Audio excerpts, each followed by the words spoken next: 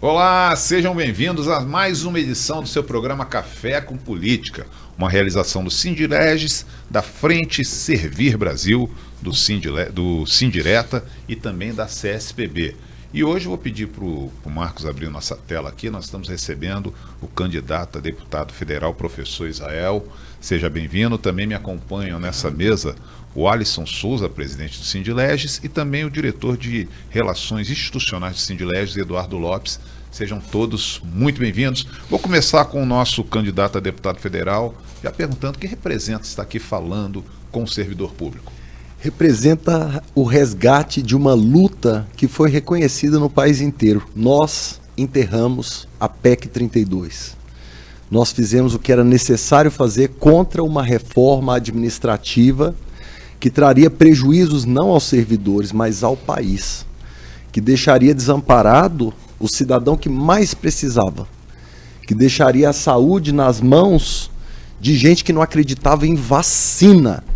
Era isso que a PEC 32 representava. E nós a derrotamos. Nós fizemos política de altíssima qualidade, mobilizamos o Congresso Nacional, o Alisson estava lá, o Dudu estava lá, o senhor estava lá também. Sim.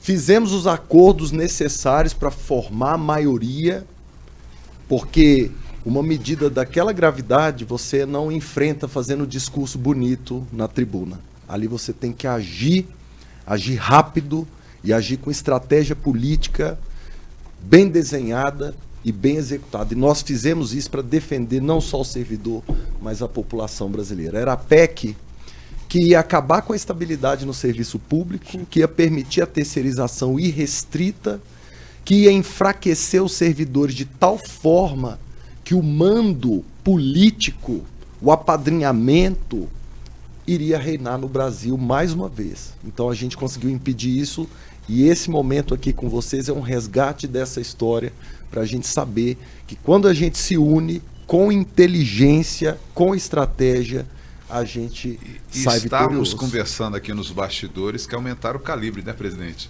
Era 32, agora é 38. A PEC 38 é uma PEC que surgiu agora, acho que não avançou, né? Mas eu confesso para vocês que eu precisava estar lá no Congresso nesse momento para fazer essa mesma organização, juntar as pessoas brilhantes que fizeram aquele enfrentamento ali de novo, esquecer qualquer divergência que é natural entre as categorias e se unir por um objetivo comum. Isso aí. Eu quero começar dizendo sobre reforma administrativa mesmo. Assim, eu acompanhei de muito perto a PEC 32, naquela luta grande, aliás. Para quem não sabe, o professor Israel foi o primeiro presidente da Frente Servir Brasil, que agora organiza aqui esse videocast aqui com os candidatos. Então a gente tem muita gratidão ao seu trabalho à frente desse processo todo lá na Câmara Federal, que foi realmente uma vitória enorme para nós servidores. Mas essa coisa é uma luta eterna, né, que a gente acompanha aqui no Brasil.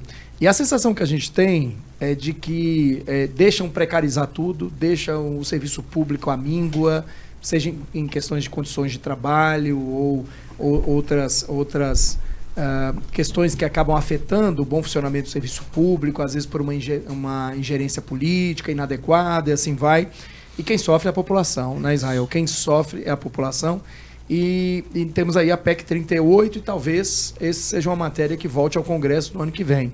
Né? Queria saber muito, assim, já sabemos a sua posição, mas queria muito que você falasse sobre isso novamente. Agora vem aí essa PEC 38 e acho que precisamos conversar sobre esse tema da reforma com os parlamentares, mas queria saber se você, no âmbito lá da Câmara Federal, nesse novo mandato, se você faria esse enfrentamento da mesma forma e com a mesma convicção.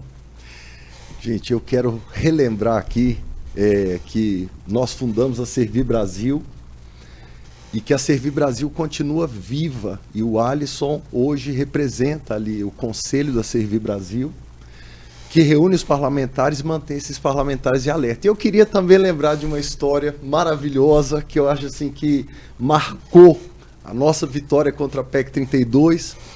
Alguns dos parlamentares que estavam nessa luta, né, contra o desmonte do serviço público não queriam fazer um acordo com os parlamentares da bancada da Segurança Pública, que a gente apelida de bancada da bala, né? E nós fizemos uma reunião de emergência com os líderes, chamamos outros parlamentares e defendemos com muita força que, apesar de termos algumas divergências, a gente não concorda com tudo que a bancada da bala diz, né? Sim. Tem muita divergência, mas que naquele momento a gente não podia escolher quem estaria do nosso lado no campo de batalha. E nós combinamos com o presidente da bancada da bala, os deputados da Servir Brasil todos se prepararam para um café da manhã e a gente esperava receber o presidente da bancada cerca de 9h30 da manhã. E foi dando 10 horas, foi dando 10h30 e 11 horas e ninguém não tinha mais pão de queijo.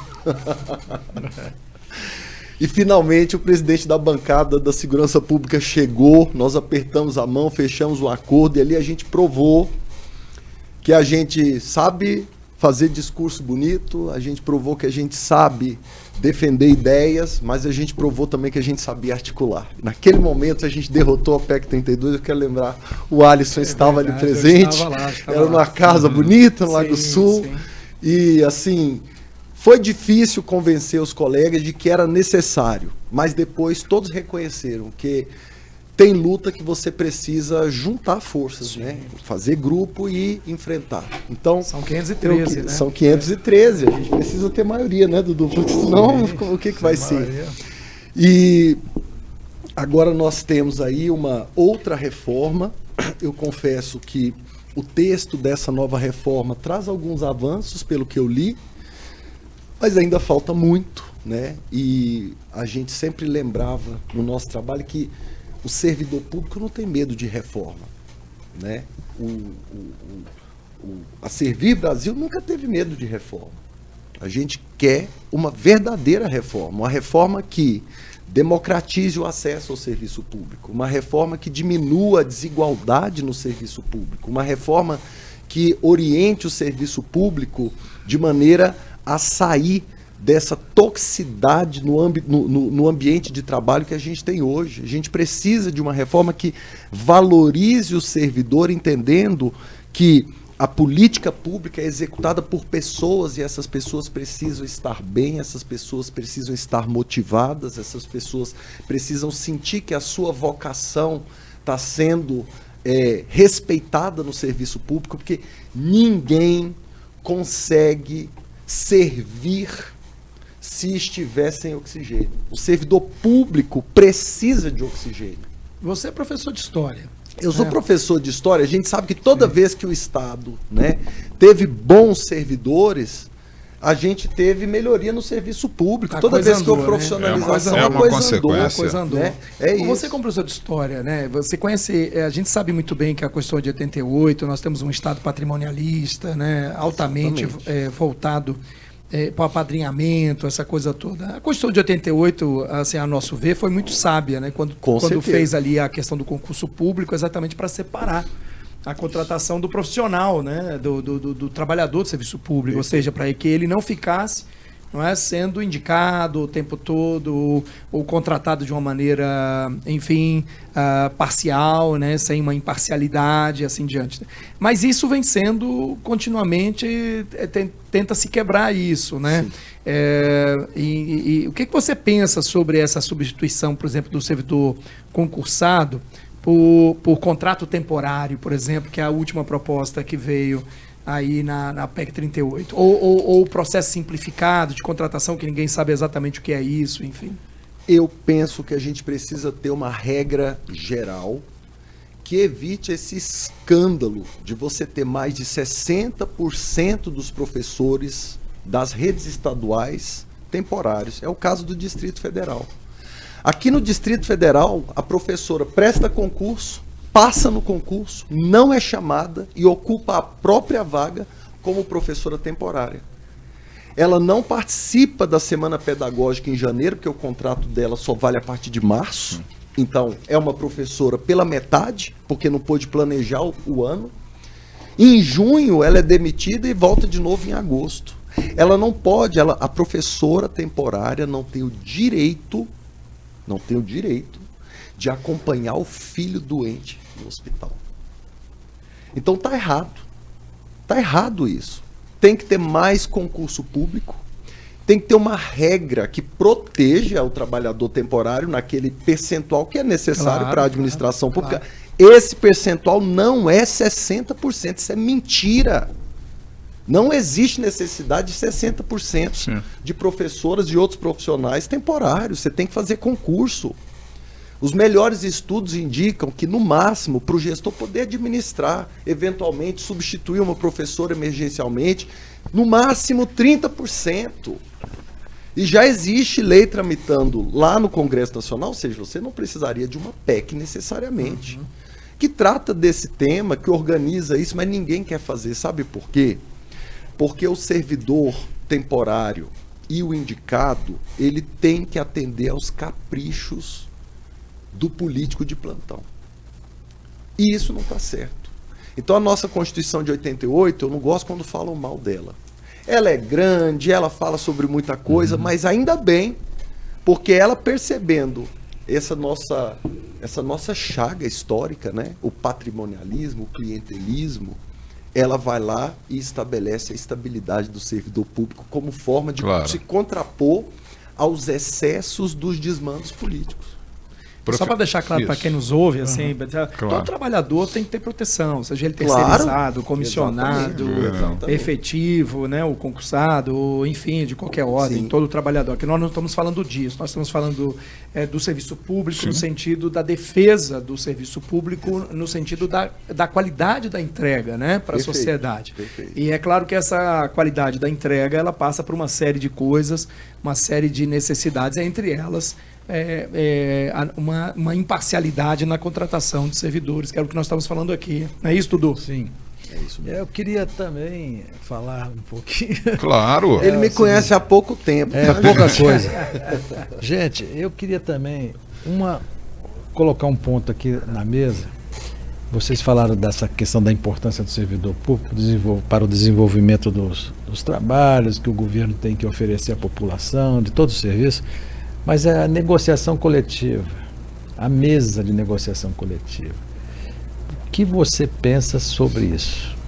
Eu acho necessário que o trabalhador tenha esse instrumento para negociar, não como indivíduo, né? Sim. Porque o indivíduo é muito pequeno diante das instituições, diante dos órgãos públicos, diante das empresas também, né? Que a gente tem um mercado privado onde o trabalhador às vezes é massacrado nessa relação individual. Então, eu acredito que negociações coletivas que protejam o trabalhador como indivíduo, para que ele não venha a ser perseguido, para que ele não venha a fazer um enfrentamento assimétrico, desigual, são sempre importantes.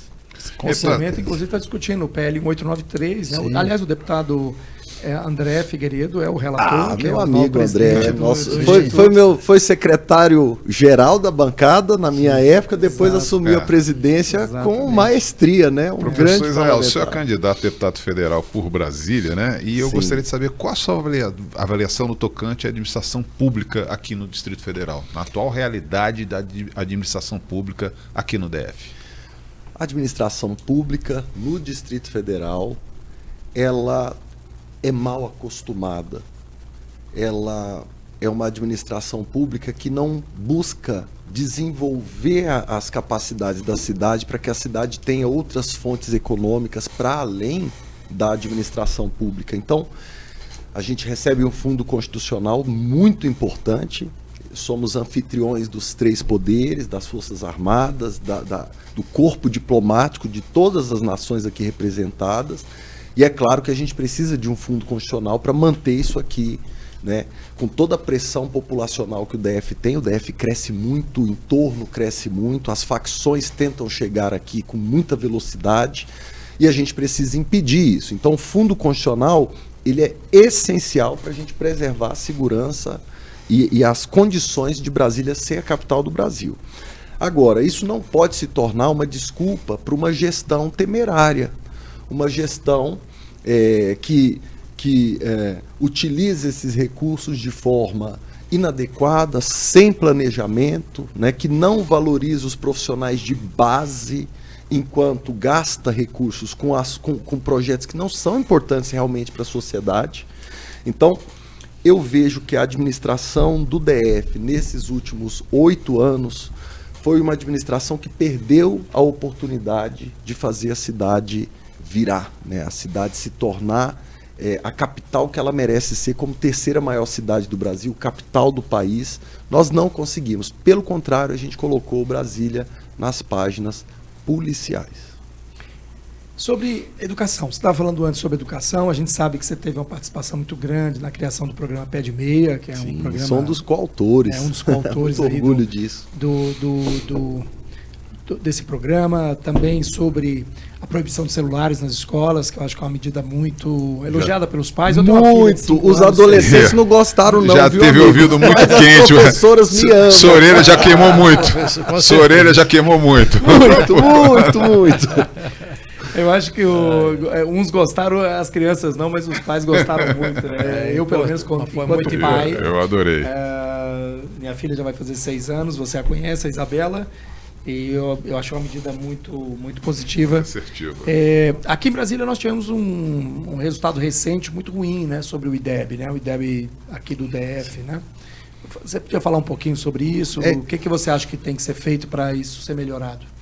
Bem, quando eu falo de mau uso do recurso, né, eu falo disso. Se Brasília recebe um fundo constitucional, nós precisávamos ser os primeiros no IDEB. E por que nós não somos os primeiros no IDEB? Primeiro, porque há uma picuinha entre o governo do Distrito Federal e o governo federal. Então, vários programas do governo federal que estão funcionando plenamente em outros estados, inclusive os que mais crescem, não são trazidos para cá. Veja, o Distrito Federal tem apenas 7% das escolas em tempo integral. Isso está errado. Isso é inaceitável para uma cidade rica como é Brasília. Né? O IDEB está baixo porque você tem 60% dos professores como temporários, que não podem sequer planejar o ano junto com os professores efetivos durante a semana pedagógica. São servidores tipo B. Isso não pode existir. Né? Nós temos aqui no Distrito Federal, portanto, uma dificuldade de definir prioridades corretas. Né? A gente gosta, o governo do DF nos últimos anos gosta mesmo de fazer obras. Eu acho que obras são importantes, mas antes de você fazer obras, né, você precisa pensar que tipo de obra você está fazendo. Vamos investir esse dinheiro no metrô? Vamos investir esse dinheiro para ampliar a infraestrutura das escolas? Vamos investir esse dinheiro para diminuir a quantidade de servidores temporários e fazer concursos para servidores efetivos que podem participar dos programas de aperfeiçoamento na formação continuada, né? Então, assim, é um problema totalmente de gestão na educação, uma gestão que preferia fazer polêmica tratando de escola cívico-militar, ao invés de tratar do que era realmente importante. Né? Temos em Brasília a maior quantidade de professoras com pós-graduação no Brasil. E pela falta de gestão elas não são utilizadas. Você tinha professor de matemática no antigo novo ensino médio, que nós corrigimos também, foi o relator da correção, que fez o novo ensino médio para acabar com esse negócio de aula de brigadeiro gourmet, que era um absurdo. Professor com doutorado em matemática, obrigado a dar aula de dança para os estudantes, porque havia um currículo totalmente deformado. Né?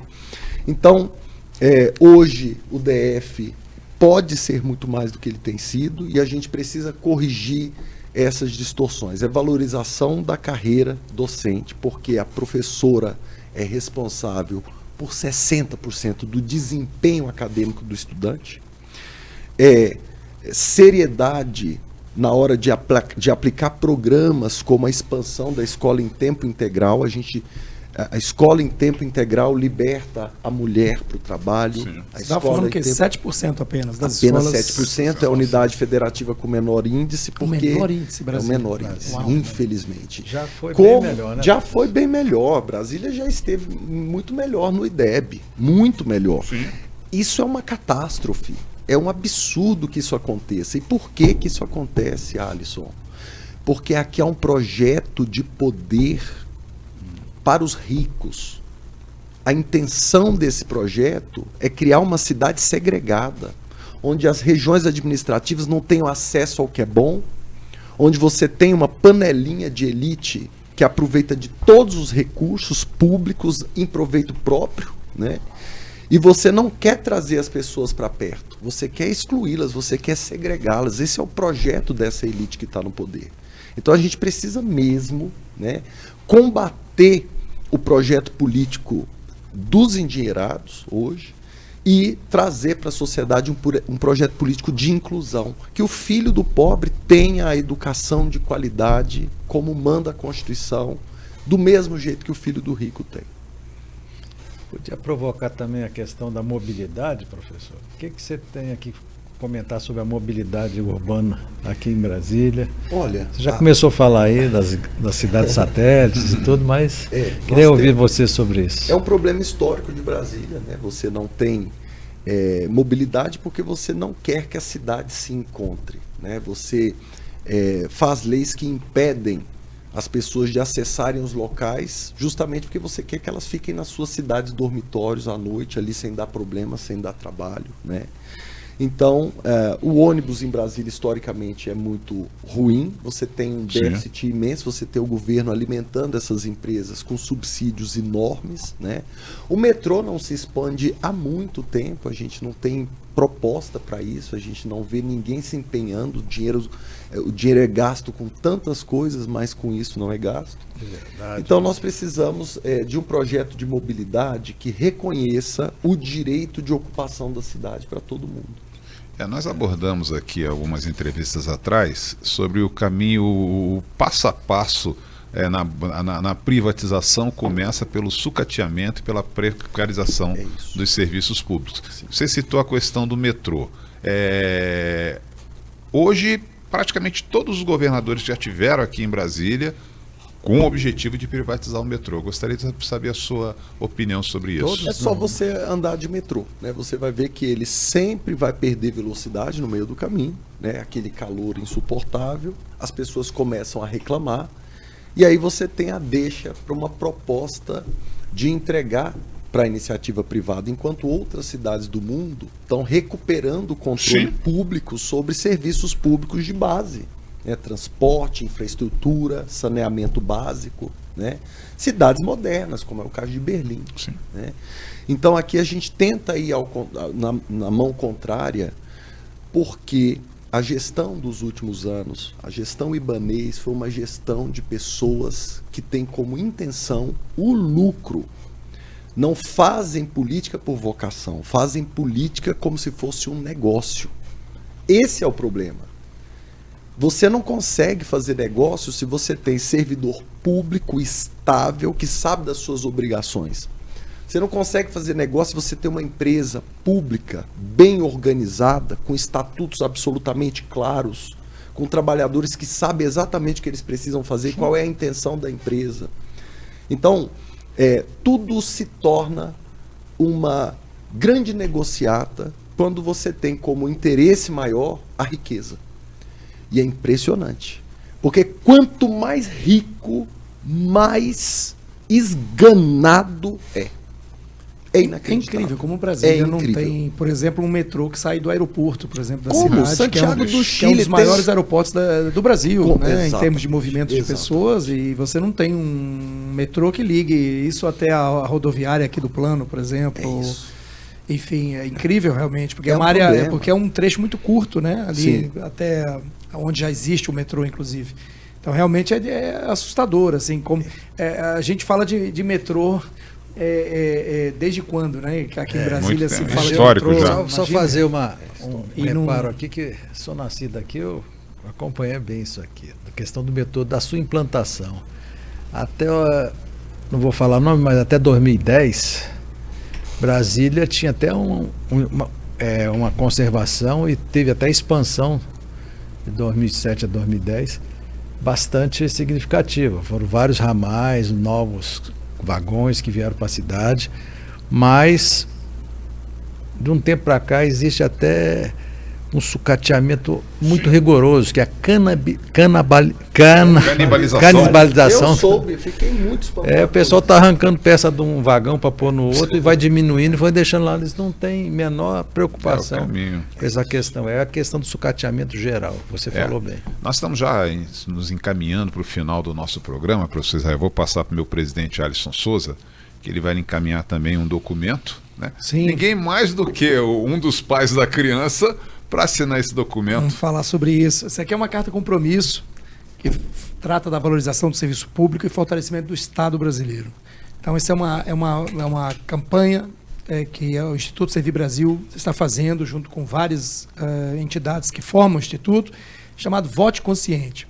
Vote, eleja candidatos e candidatas que defendem e valorizam o serviço público. Isso é importante para nós servidores, com toda certeza, mas é muito mais importante para a população brasileira de maneira geral, especialmente a população mais pobre.